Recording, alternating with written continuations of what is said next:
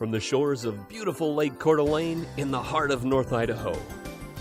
Local, regional, national, and international guests discuss their topics on our forum, the North Idaho College Public Forum,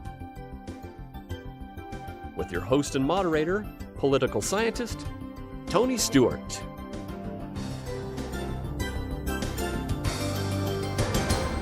Welcome to the 12th and final program of our special series titled Journey Through Time, What Happened in the Western World in the Second Millennium. Over this 3-month period, we've just been delighted to bring you these programs and looking back in history and having conversations with famous people in history portrayed by scholars and academicians and community people on this series. As we finish this special series, I want to once again thank the Idaho Humanities Council, the North Idaho College Foundation, and the Associated Student Government of North Idaho College. It's through their financial support that we have particularly been successful in doing a lecture series at the college and providing you these 12 programs. What a way to finish the series with 3 very famous people from history. So here we said in 1999 at North Idaho College, and we were inviting from the past 3 very famous people. First of all, welcoming to the program Sir Isaac Newton, who lived from 1642 until 1727 and certainly has been described as a great genius who was an English mathematician and natural philosopher. Mr. Newton, thank you for coming from the past and joining us in the conversation of this journey through time. It's a joy to be here. Thank you.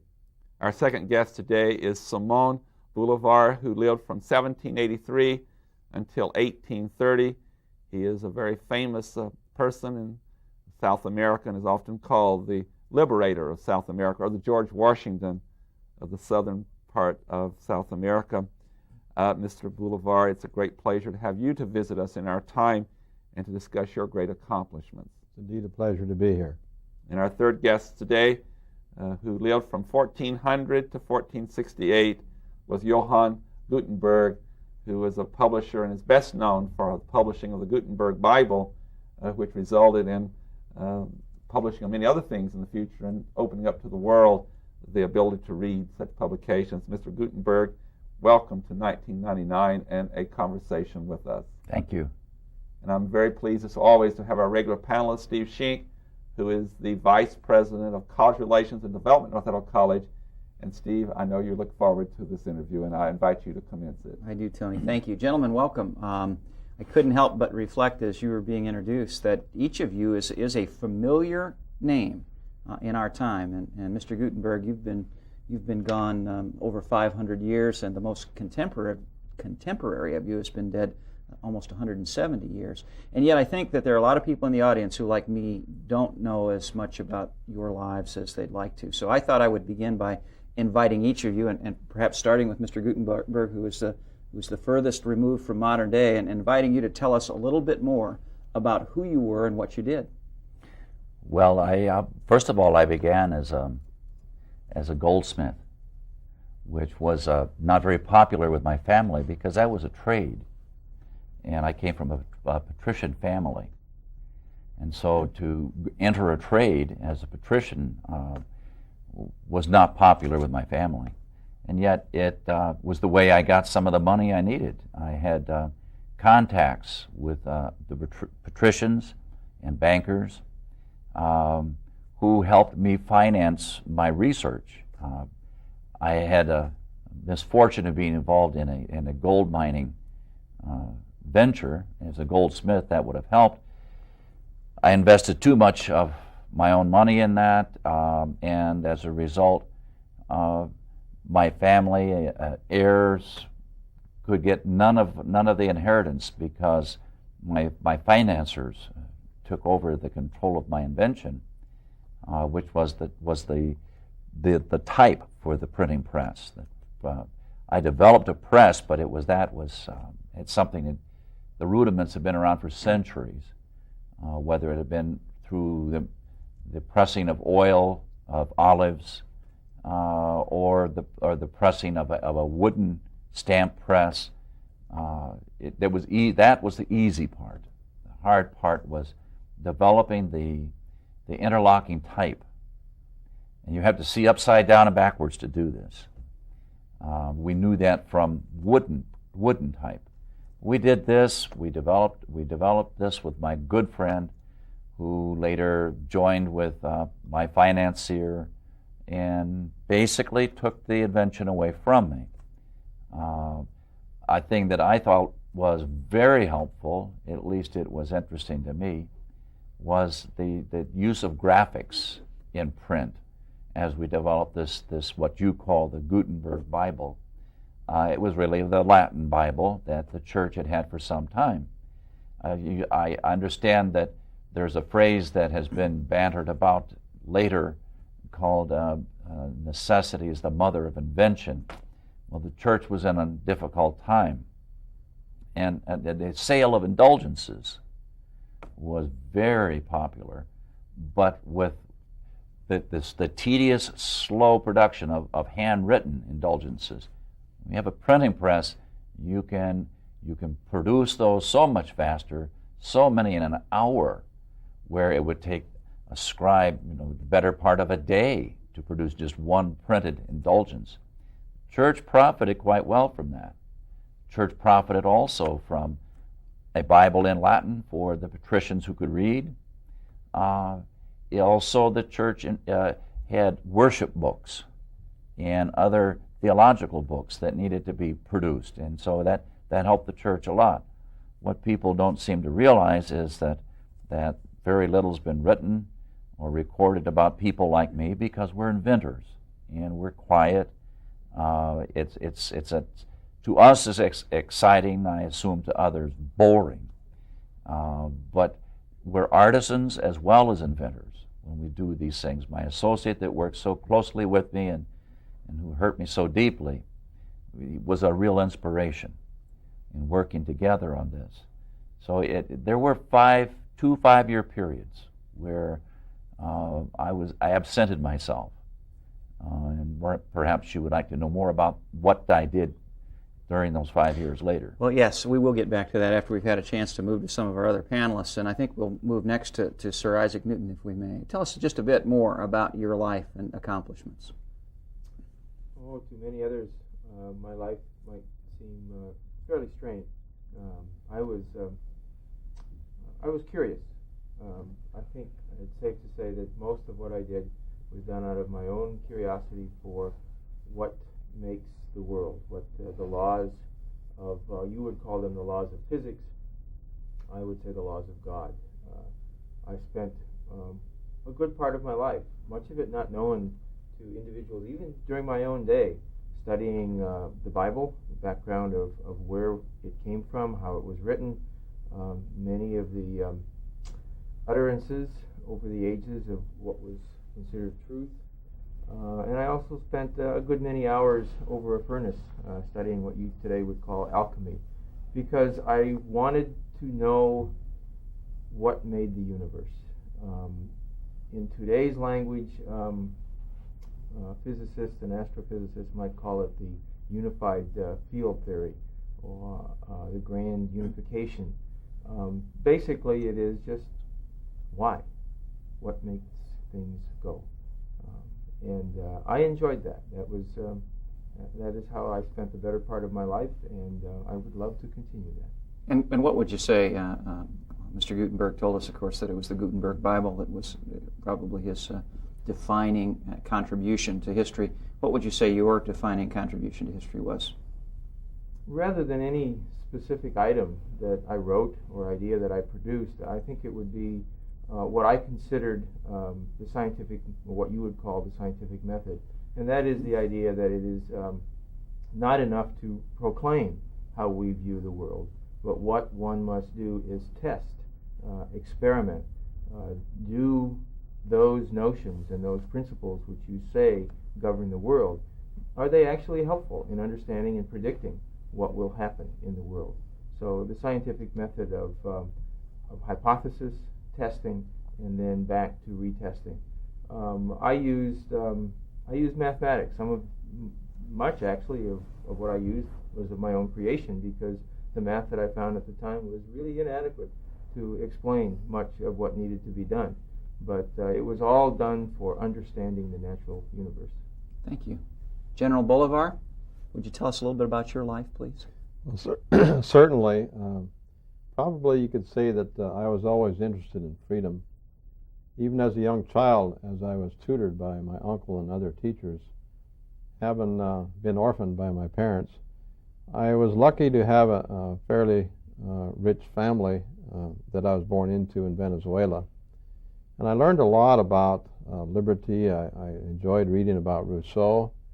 Eventually I went to Europe and studied and traveled, met one of my teachers in one of the mountain regions of Italy, and I vowed right there that I would go back and free my home country, Venezuela, and establish possibly a new line of interest in South America to free the slaves that were there.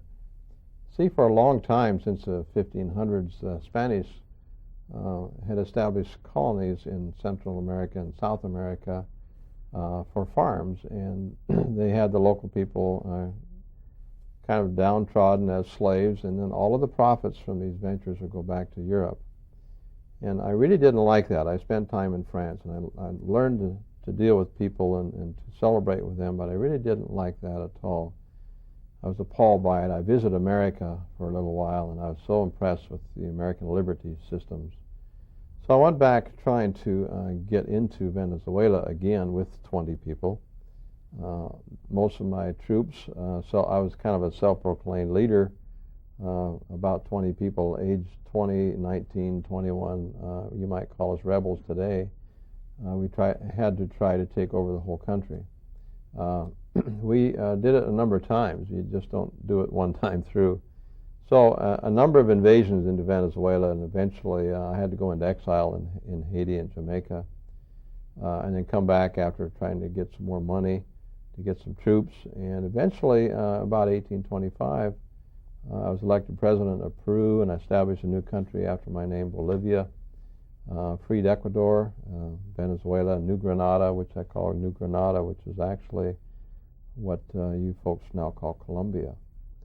So the northwest region of South America was under my control. I really didn't want to be their leader. I just wanted to free and let the people lead themselves. And I was always voted president, even though that wasn't something I really desired.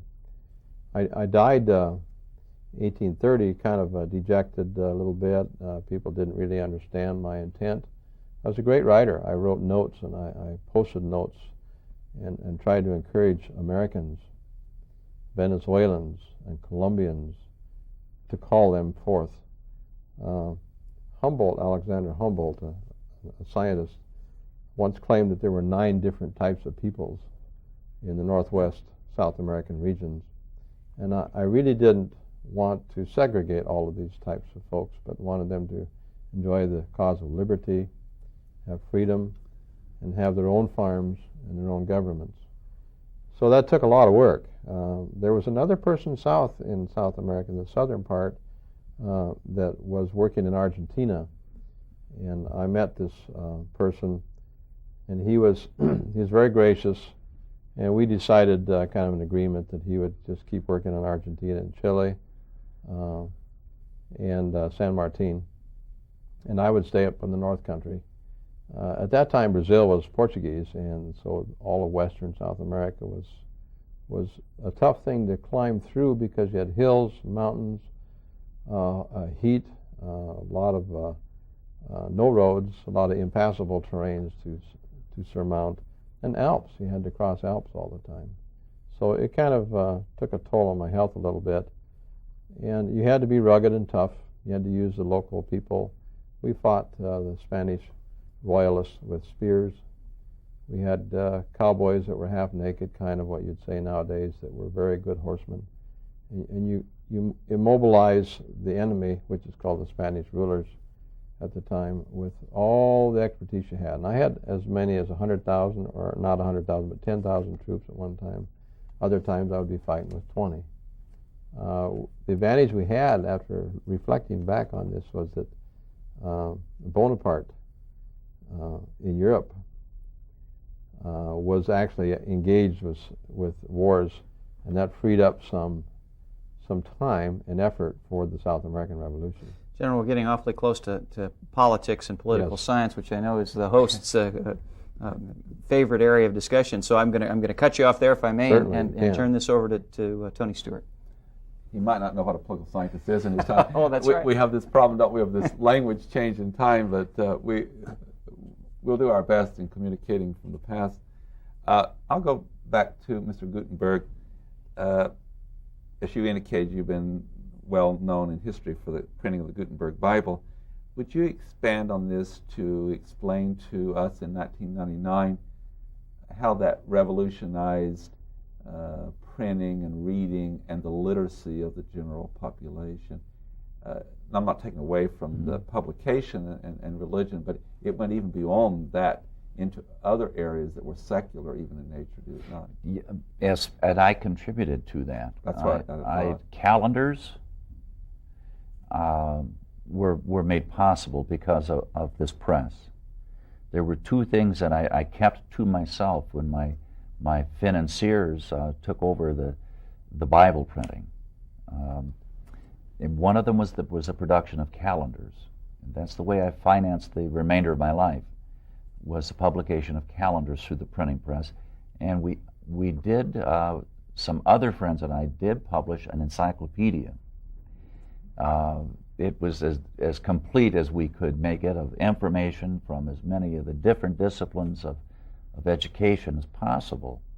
And that encyclopedia, we felt, was more important than the calendars. The calendars were practical. They made us some money to continue our research and our work in publishing an encyclopedia. And I think that may have later on, at least it was our hope, encouraged people who did not know how to read to learn to read. Of course, this was all in Latin. They were going to have to learn Latin to read. At least for a period of time, and later it would... Later, it would probably, I could foresee other people putting it into common languages. Right. One other question to you, back to the religious issue. When the general population or the members of the church can read, and particularly can read the Gospels, how does that change the relationship of individuals to their God? Well, it was my experience, being patrician, reading Latin, being able to read the Bible myself, that it made me question church dogma, though to say so out loud was not a good idea. It made me curious about the liturgy itself. If I could see it and understand it, then I would be curious about the meaning of the liturgies. It would make it possible for me to question, as I put the liturgy alongside of Scripture, where is the justification for the dogma that the church was espousing. But it wasn't that of the prerogative of an inventor. Right. But it did have that impact. President Boulevard, can I come back to you? And you had certain strategies that you used. Can you briefly tell us about how, in relation to not only your troops, but also those that you were fighting, you had certain standards or rules that you went by?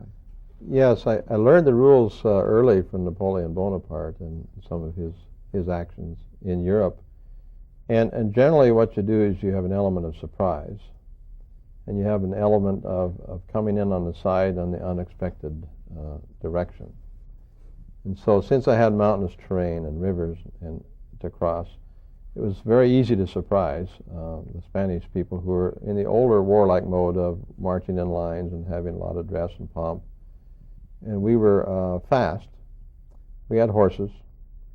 Sometimes we only had sabers or spears, and firepower was really a problem. We didn't have much to go on. In fact, I remember or recall trying to take the lead nails out of chairs in all of Ecuador to make bullets for muskets.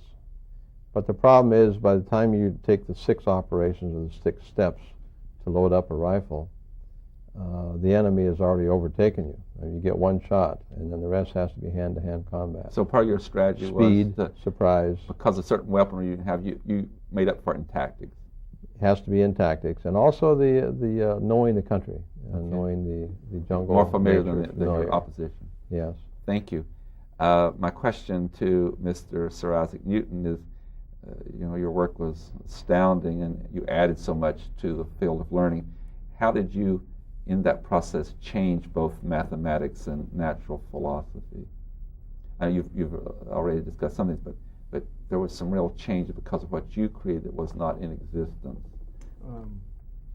In mathematics, I would say that I opened up the study of what we would call, what you would call today, dynamical systems. Mathematics had been, from the point of view of geometry, and even through what we had obtained from the Arabic world, algebra, had been very static figures, something in place. We would look at it. But my fluxions, what you now call a calculus, is really predicated on the notion of change in time or change in space.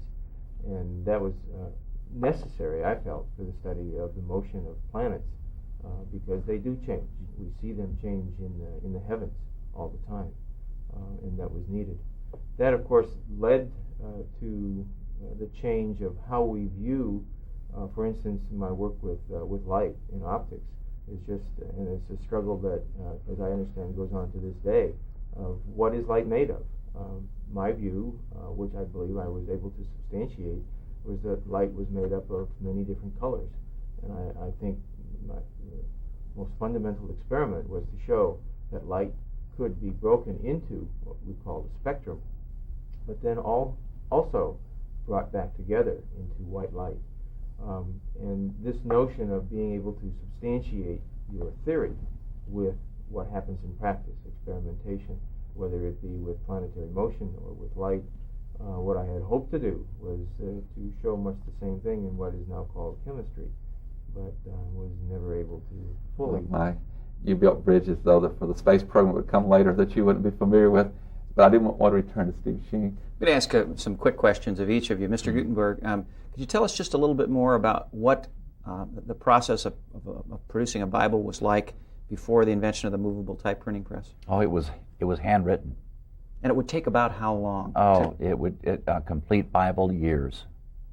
And it would be a variety of scribes. How quickly did your new process take over? Oh, we could do 40 pages a day. And that technology spread rapidly through Europe? We could do anywhere from 40 to 400 pages a day, depending on the amount of help we had. And did that technology spread rapidly throughout Europe? Oh, yes. Welcomed everywhere. Right. General, you died at a relatively young age. Did you? I don't believe you told us. Was it of natural causes or?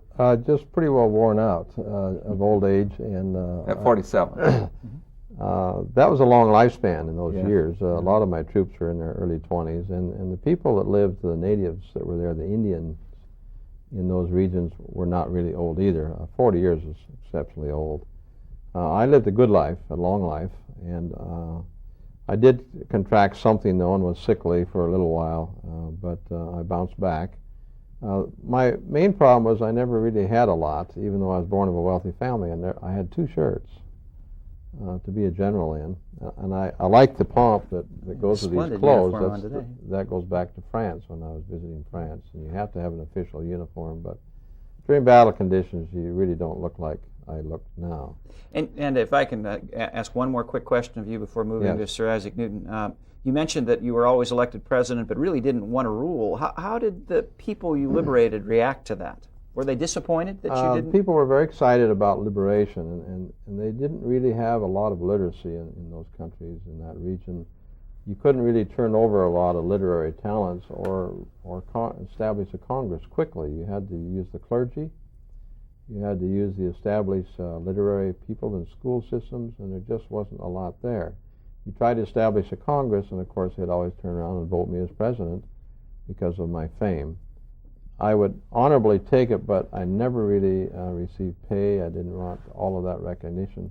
I was president a number of times for different countries, but I really didn't want that. I wanted to pass it on to the Congress and to the constitutions that were established in those countries. Do I have time for a quick question? Sir Isaac Newton, and I don't mean this facetiously, but to some of us political scientists and public relations people in particular, inventing mathematics, learning mathematics is a challenge. Inventing it seems impossible.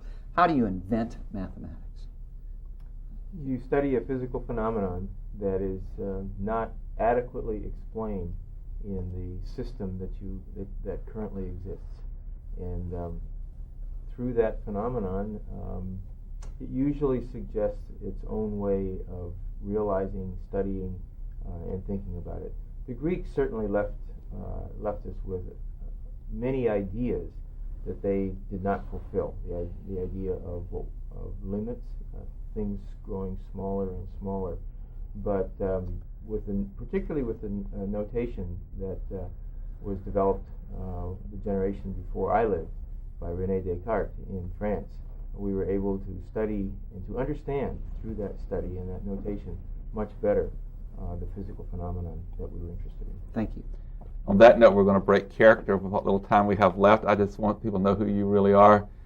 First of all, Sir Isaac Newton has been portrayed today by Bob Boak, and Bob, I know that our viewers will not be surprised to learn that you're in the Department of Mathematics, and you're also very much in the natural sciences. You're at North Idaho College. We're delighted that you're on our faculty. Thank you. And next to you is Kurt Nelson, who's now a veteran, 4 years of portraying people on our program, and Kurt Nelson is in the natural sciences here at North Idaho College, and it fits very much in what you do, but also you have this great interest in history. And Kurt, over those 4 years, we've enjoyed so much what you've done. In fact, the first year you played Sir Isaac Newton on the program. That's true. Now I'm sitting beside Isaac Newton. And Kurt Nelson's also a member for years of the Convocation series, which is part, along with the North Idaho College Popcorn Forum, of this series. And then next to you is Father Bob Hasries, who is the pastor of St. Luke's Episcopal Church here in Coeur d'Alene, Idaho, and he's also a member of the board of the Kootenai County Task Force on Human Relations. All three of you have great talent, and Steve and I enjoy working with Very this much. series. And I wished I had time that we could ask you. I thought we might have time to say how this affected your life, but we know that all three of you have been impacted by it, and it will affect what you do, and I thank you very much for being here. Ladies and gentlemen, it's with this program that we bring to an end a 12-week series that we have called Journey Through Time, What Happened in the Western World in the Second Millennium. We did this because we think if we look back at history and learn from history, that we can move forward in a more effective way as we look to the future, and very soon a new century and a new millennium. It's a very exciting time to live, and that's why we brought you this. Please be with us again next week when we discuss another issue. Until then, have a good week. I am Tony Stewart.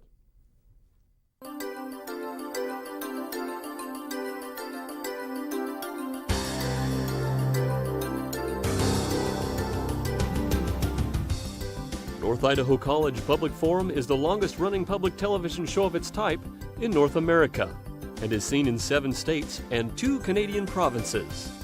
Each episode is pre-recorded live and is an educational community outreach from North Idaho College. Please join us again at this same time next week for another new edition of North Idaho College Public Forum on this public television station.